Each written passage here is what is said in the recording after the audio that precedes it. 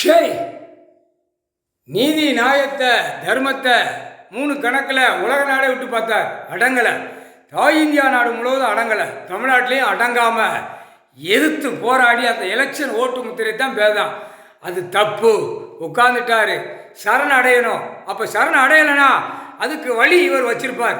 நீதிமன்றம் கோர்ட்ஸ் மூலியமாக வானரப்போட இராணுவ முப்போட வீரரை வச்சு இந்த நீதி நியாயத்தை தர்மம் 3 கடைப்பிடிச்சி திராசை பிடிச்சி உட்கார்ந்துருக்காரா. இந்த கணக்கில் இராணுவ முப்போட வீரர்களை உள்ளே தூக்கி ஏற்றி வரையில் அள்ளிட்டே வந்துடுவான்.